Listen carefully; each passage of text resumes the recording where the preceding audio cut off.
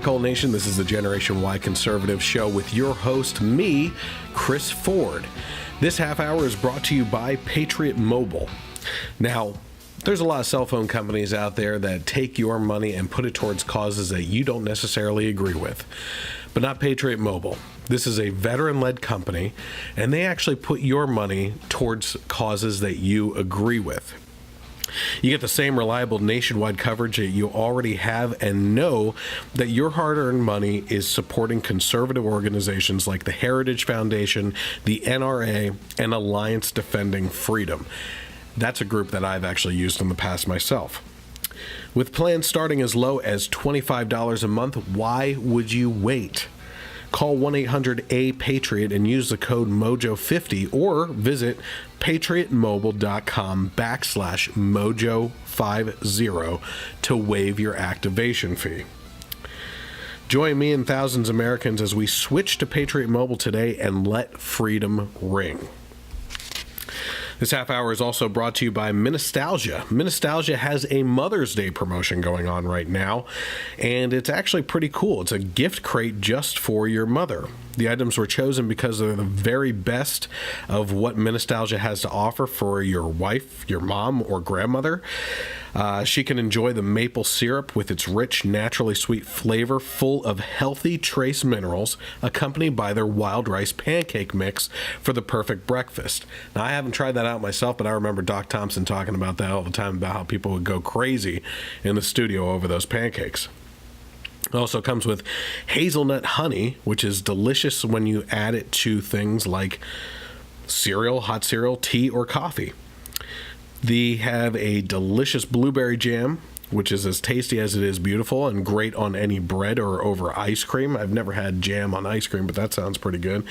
And just for her, a pure soy candle, hand-poured, lead and dye-free, with a fragrance to relax and soothe the woman that has worked so tirelessly in your life for the children, right? We know that each time she enjoys one of these beautiful products, she will know that she is cared for. But we also care about you, the listeners. You can actually save 10% this Mother's Day on the Mother's Day crate or any item in your cart when you use the promo code MOM10. That's MOM10. Orders must be received by Sunday, May 5th, to guarantee delivery for Mother's Day. Time flies, so don't wait. Get your gift ordered today, and remember to use the promo code MOM10.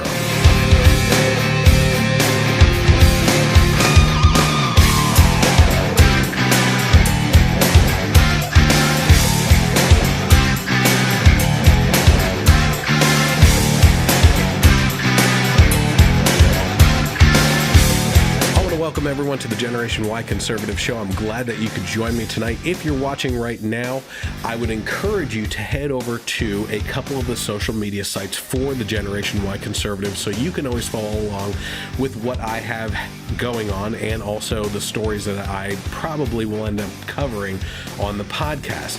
First, I want you to head over to Facebook, where you can search for the Generation Y Conservative and follow along there. You can also hit the Get Notifications button so that you're notified when I post about stories and what I have to say about them. Then, more importantly than that, what I would actually encourage you to do is go to youtube.com/Gen Y Conservative and subscribe to the Generation Y Conservative channel over there as well, because we post the podcast there, movie reviews like the one you're going to see tonight, as well as other things like the Relic Hunter firing line videos that we go in coordination with as well. We have a lot of really cool things happening this summer. We're probably going to do some man on the street interviews as well in regards to politics, so it will be very, very fun. Another reason why I want you to go there, though, is because people like me that do this don't make much money. And YouTube is trying to censor conservatives as much as possible and demonetize their stations or channels as much as possible as well. And I need to hit a certain level of subscribers now in order to start making money on this so that I can continue to provide good content and get the equipment that's necessary for it. So I'm just asking for your help as a listener to head over to my YouTube channel, hit subscribe, and share it with friends and family as well. Also, if you are tuning in, you can also interact with me on Twitter. It's at GenYConservative without the E on the end, and you can get involved there, and I participate as much as I can in hashtag what I learned today, and along with great shows like Defenders Live and the Conservative Cartel. I'm always listening in on Mojo 50, and I'm just glad that you could be with me here tonight. So first thing first, we are going to get into some entertainment, and the first thing up is actually my Generation Y Conservative movie review of Shazam. Hello everyone, welcome to the Generation Y Conservative review of the movie Abracadabra. Wait, no, it's Abracadabra. Dave. No, it's a word associated with magic, but it's actually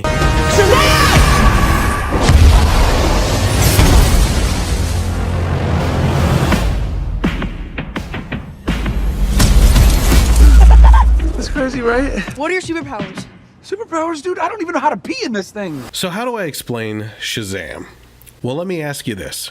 What would you get if you turned the 1980s Tom Hanks movie Big into a superhero movie, added Superman powers, a dash of adolescence crude humor, a pinch of magic, and a dash of good old-fashioned, old-school Christian Seven Deadly Sins, and throw it into a blender with Mark Wahlberg's newest foster parent movie, Instant Family? Basically, a good foundational start to Shazam. The movie centers around the character of Billy Batson, a teenage boy who was separated from his mother at the age of 4 at a carnival, and has spent his days ever since moving from foster home to foster home while ducking out to hunt down his actual mother in the heart of Philadelphia. Eventually, his antics land him in the Vasquez foster home with other kids, most notably Freddie Freeman, whom you may recognize from the newest iterations of Stephen King's It movie, where he plays Eddie. The Vasquez family are out-of-this-world foster parents who are exceptional at what they do and go out of the way to take care of, guide, and see the success of their foster children.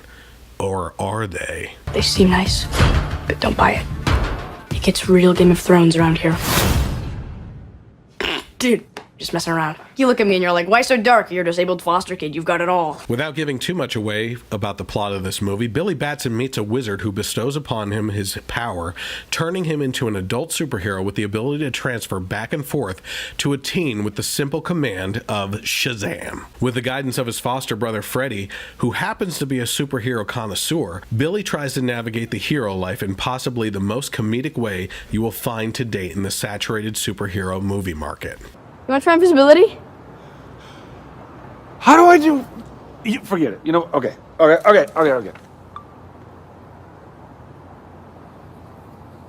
my god! It worked! Where'd you go? I'm right here. You can't see me? Where? Where?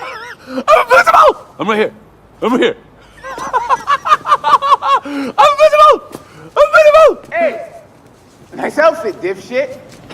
The question is, if you had an adult body with the mind of a teen and had superpowers, what would you do? I'd like to purchase some of your finest beer, please.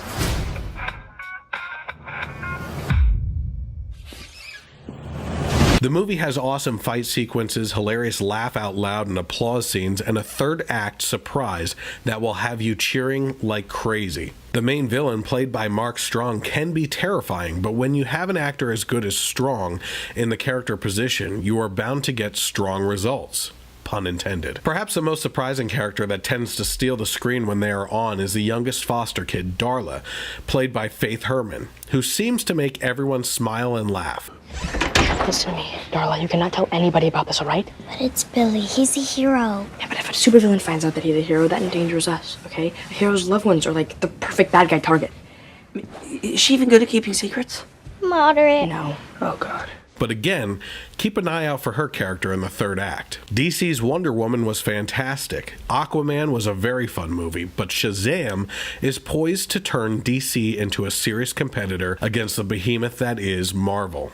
Shazam is a funny, entertaining, and heartfelt movie that will leave a mark, but be warned, the language is not for young kids. I give Shazam an 8 out of 10 and can't wait for the follow-up that gets to skip the origin story format that unfortunately takes at least a little time to build up. Shazam is in theaters now, and the Generation Y conservative says, go see it. Your phone's charged. Your phone's charged. All right, I hope that you enjoyed that. Sticking with entertainment, I actually have this story in regards to Captain America's Chris Evans, and maybe you've noticed in regards to Chris Evans showing up on Capitol Hill over the last couple months. There was a picture of him with Representative Dan Crenshaw, and Dan lifted up his eye patch and showed a Captain America fake eyeball under there. So he's obviously a fan of at least Captain America. I don't know so much about Chris Evans, but Chris Evans is one of those liberal Hollywood actors that really gets involved in taking the opportunity to take his soapbox and spew vile hatred in regards to leftist politics and just bash conservatives as much as possible when he is diving into political realms. Some of the stuff he said on Twitter, the way he goes after the president, the way that he goes after conservatives, it's almost like this guy doesn't really care about the conservative end of his fans. And trust me, there's a lot of us out there that really enjoy Marvel movies. We have to swallow our pride and go and see basically the social justice warrior Avengers up on screen when you have Scarlett Johansson, Mark Ruffalo, Chris Evans, sometimes Robert Downey Jr., Don Cheadle, and a couple other of these people get up on stage all the time at award shows and on their social media and bash the right as much as possible. And then they expect us to all go and show up and pay for their movie tickets all the time. They're just lucky that Marvel pumps out such good content all the time that we actually continue to go to see these people. It drives me nuts. But so Chris Evans was actually on Capitol Hill over the last couple of months, and now we're starting to find out the reason why. This is according to Red State. It says Captain America, a.k.a. Chris Evans, made a trip in February to Capitol Hill in Washington, D.C., a visit that spawned many tweets and raised eyebrows. Evans has been vocally critical of the Trump administration and conservative policy ideas for some time, and yet many of the legislators he visited were Republicans, and now we know why. Evans has recently unveiled a new website called A Starting Point, a place where he says legislators from both parties have the opportunity to answer questions on any policy idea they choose in an effort to provide a place where people and Evans himself can go to hear both sides of an issue. So this is actually according to CNN. It says the video was sent to members of Congress from both parties late on Friday night, asking them to participate in interviews for the venture, which is intended to address a political climate of partisanship and distrust. And Evans tweeted, I guess the cat's out of the bag on Saturday morning after CNN reported on the video's release. So he said, our goal is to create informed, responsible, and empathetic citizens who are empowered to further their understanding in the world of politics. While there, he and his partners, media entrepreneur Joe Kiani and filmmaker Mark Kasson, met with a dozen senators and representatives. Some of the names on his list included New Jersey Senator Cory Booker, of course, Amy Klobuchar, Eric Swalwell, Alaska Senator Lisa Murkowski, who cares, South Carolina Senator Tim Scott, that's a good one, and Representative Dan Crenshaw, who is obviously a future president of ours. Which, isn't that going to be awesome when we get to have a president with an eye patch? That's just going to be one of the coolest portraits hanging up in the White House. So, let's talk about this for a second. Basically, what we're seeing here is that Chris Evans is going to take this website and allow legislators from both sides of the aisle to come and talk about issues. And I think that this is actually a great idea in theory. I think a lot of people have been frustrated for a long time now that we have these legislators that leave their states and their constituents and the people that put them in there to represent them, that then go to Washington, D.C. and completely botch up what the people voted them in for. That's why a lot of people, and it unfortunately will never happen because the people that will be affected by it are the ones that have to vote for it, will always support term limits, right? So a lot of people have been frustrated for years now since internet has become so abundant and fast to people that we actually lose our representatives and senators that end up going off to Washington, D.C. to represent us when they could easily all teleconference in and use a button to vote the way that they want from their districts and actually spend time on the ground with their constituents for most of the time, instead of actually having to gather together in the swamp that is Washington, D.C., where they basically operate in their own little bubble away from everyone that they represent and get away with murder in most cases. And it's just disgusting to see this. Well, so this is actually a good idea. It's a good idea to have a website out there, but the problem is we've gotten to a place now where we can't trust social media to not shut down free speech, right? They are taking conservatives and censoring them.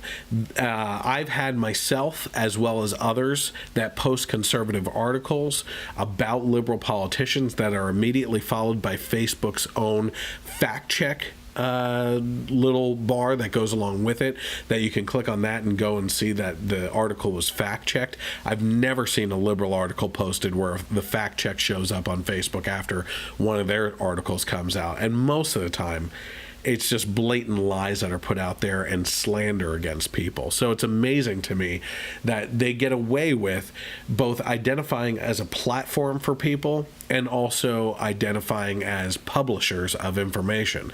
And the reason why they tiptoe on those eggshells is that so the various regulations that go along with each of those types of industries don't affect them. If they identify as a publisher of information, they don't have to abide by the platform rules. But if you're in a congressional hearing and they say, well, you're a platform, then they could say, well, no, we're more of a publisher. So they go back and forth depending on what they're being labeled as, so that they don't have the restrictions. And instead, they end up conservatives end up getting screwed every single time and censored like crazy. So that being said, if these politicians could actually tune in from at home and vote accordingly, still be with their constituents, it would stand for good reason to actually have a website where people and constituents of these politicians could go and read up on the information and try to find out more about it and see where each politician falls on the issue. Because what we end up having is these people standing up in Congress giving these long-winded speeches about how terrible the other side is and what their intentions are without actually hearing the intentions of the people that they're blaming for, right? So get a nice worded out thing that is obviously saved, because nothing on the internet is ever lost. And then next time you actually go to the voting booth and these people are up for re-election, you can actually see what they voted on, how they said it was going to be represented, how they voted on that, and then how they followed through with it. So, for instance, if they actually said that it's going to do A, B, and C, but it never did A, B, and C, it did D, E, and F, and those are things that you didn't want, you should be able to hold that politician responsible for that vote. The problem is that there's a disconnect between the constituents and the politicians that they get involved with and vote for all the time.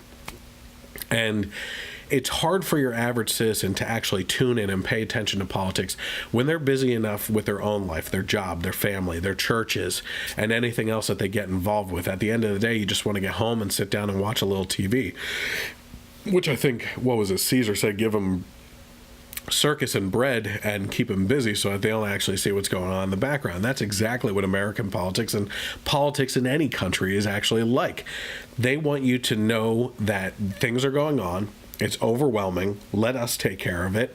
And you guys just go home and watch TV and pay your taxes and everything will be fine. Well, everything's not fine. And so the problem that I have with Chris Evans' theory on this is, while I think it's a great idea to have more information available to the people on the positions of their politicians that they vote into office, I just don't trust people anymore. Facebook, Twitter, Google, YouTube, right? All these sites are censoring conservative talk and shutting down the accounts of these people. And they're in control. There's obviously a liberal bias that goes along with it. When you look at major media, okay, you see across the board that these people are ruling over the conversation, not inviting conservative guests onto their programs, and shutting down any conservative ideas. And the only place that you can get a semblance of conservative ideas on TV anymore is Fox News, and even they're falling apart. The only place that you can really get information is by going on to AM radio. At this point, you might as well have a ham radio to get this information and listen to conservative hosts. And that's the best place to go because they're not politicians that lie to you to be held accountable to these things. The only thing that we can do is give you the information. It's a matter of your opinion and where you go with it after that. So Chris Evans has been an outspoken liberal actor in Hollywood for such a long time that I'm wondering if it's even a possibility that we can trust him as much as we trust things like Facebook, Twitter, CNN, MSNBC, ABC, NBC, right? All these places have proven time and time again with a track record that we cannot put our trust in them because we are continually let down, we are continually lied to, and they don't end up representing us. And even if the information does get on there, onto this website for these politicians, who's to say that all the information is actually given, that things aren't taken out, that things aren't censored, right? I don't trust that I can go onto this website and see that if someone said something that actually even shows up onto the website, or that if something is said by a politician and Chris Evans and his team that are behind the website don't agree with it or don't want you to hear about it because they don't want that person voted for, that they wouldn't take it out themselves. I don't know. I'm dumbfounded that we've gotten to a point in our culture right now where we can't put our trust in people. And it's a sad place to be.